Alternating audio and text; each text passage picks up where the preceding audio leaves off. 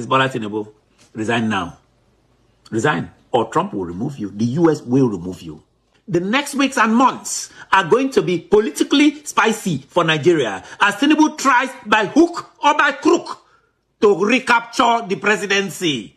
That he was declared president controversially a few years ago. I know you have been asking, Ofyong, where have you been? Why the silence? I have not been silent. I have been in the trenches, ladies and gentlemen.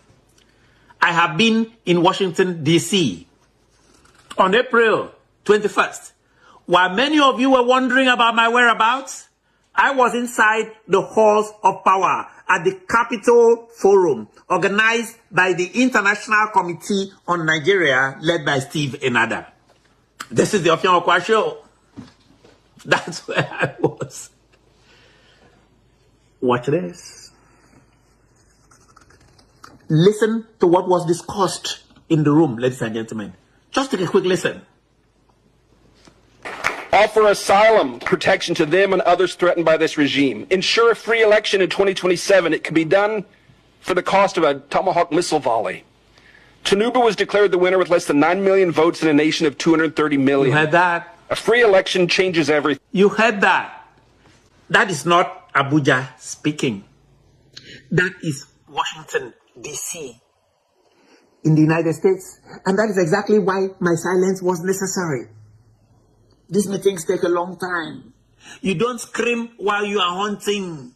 You scream once the target is locked. I spent those days in direct consultation with the policy actors who, in my opinion, are rewriting the destiny of Nigeria and West Africa in general. The Ofyong Okwa Show, ladies and gentlemen, you should all be proud, was in the room. The Ofyong Okwa was in the room when the highest powers in the US Congress compared Tinubu's administration to Germany during Hitler's authoritarian regime lead up to the Second World War. That is my baseline. The world no longer sees a government in Abuja, ladies and gentlemen. That's what I found. Many international observers increasingly see a regime of impunity. That's what I heard. I was an eyewitness to what I describe as the planning of the international hammer against Tinubu. And today, I am giving you the Okwa analysis of these results. The Ofyong Okwa Show analysis. The May 6th White House doctrine. Just yesterday. For those who think my trip was just for talk, look at what happened yesterday. This is a result of a lot of hard work by many Nigerian groups. May 6, 2026, the White House has shifted the entire global chessboard. They officially released the 2026 counter-terrorism strategy. And my opinion is this. I'm going to give you mostly my opinion. The era of diplomatic begging is over. No more sending of Remi Tinubu's wife to go around begging prayer groups in the United States and come and disgrace herself. That era is over. In my opinion, the language and direction of recent US policy discussions increasingly amount to recognition by many Christians internationally that Christians in Nigeria are experiencing targeted religious killings. But here, in Nigeria, you will not hear that on NTA, on channels or Rise. My observation at the conference and meetings I attended, they have in political circles in DC increasingly designated Nigeria. This is where they are arriving at now as a global epicenter of terrorism. In my considered view, this isn't just a label. This is a target acquisition document. People have arrived at that conclusion. The Trump administration has signaled just a couple of days ago that if the Nigerian government does not immediately stamp out these terrorists, the US military will treat Nigeria as a combat zone. That is how I read. That's my own reading of the signals. Some people say Trump is taking too much time. Just wait. Remember the Christmas bombing I predicted before time? The policy now has moved from appeasement to neutralization. My message to you is simple and straightforward. The guns are blazing. Era has arrived. Issue 1. Matawale and the culture of the bribe. This is what Nigeria uses endlessly. Here is an additional bombshell I gathered while in that conference. Representative Kimberly Daniels, Member of Congress, head of United World Congress of Diplomats, has alleged that Bello Matawale attempted to bribe American officials to soften genocide reports. So they would say there's no genocide, everybody's killing everybody, all those tricks. My take, it is the height of arrogance. Again, this is my informed view. You think you can use the money? I'm asking Matawale this. Allegedly siphoned from Zamfara, where multiple reports indicate you are under investigation, you Matawale, over alleged fraud. And for a 70 billion naira fraud to buy the US Congress, is that what you want to do? I'm asking you that question. Me.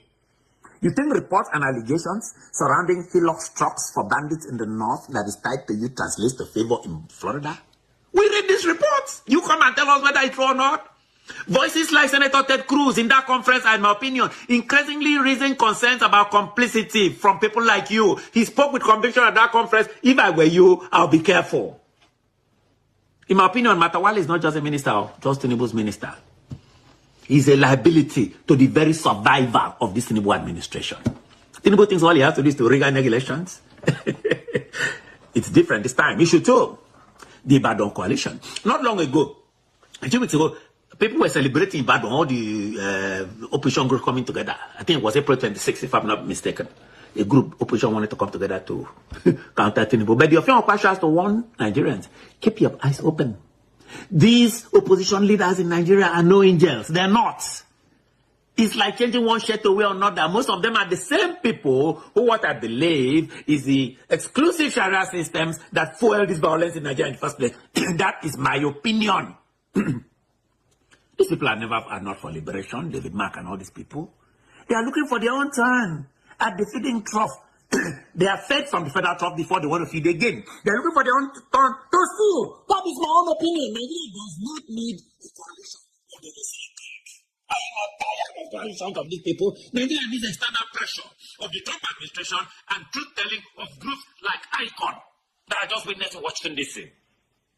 Nigerians, don't trade one set of chains for another. You don't want to be slaves. So one person, then you leave that one to another person. Issue 3. The other issue that I heard discussed there was about Turkey, the Turkish trap and the Reaper's shadow. By the way, why are discussions around Turkish military involvement in Nigeria increasing? Some are even saying that Turkey is building a military base in Nigeria. Tinubu is pretending he doesn't hear all this. Tinubu cannot be mum about these stories. He cannot be mum himself. In my view, this is a plan B by people around Tinubu and himself. He knows that the Radimo Act is coming to freeze the account of his enablers. He knows that. That act will increase pressure on his associates and enablers like Senator Godswill Akpabio, the Senate President. He, in my opinion, is looking for a new master in Islamist Turkey to protect the perimeter while the Middle Belt is clear. That's where most of the Christians live. This is a geopolitical pivot toward Turkey while insecurity in the Middle Belt continues. But he forgot one thing. The MQ-9 Reaper drones in Bauchi. As Mike Arnold, that you heard earlier, said, these are hunter-killer platforms.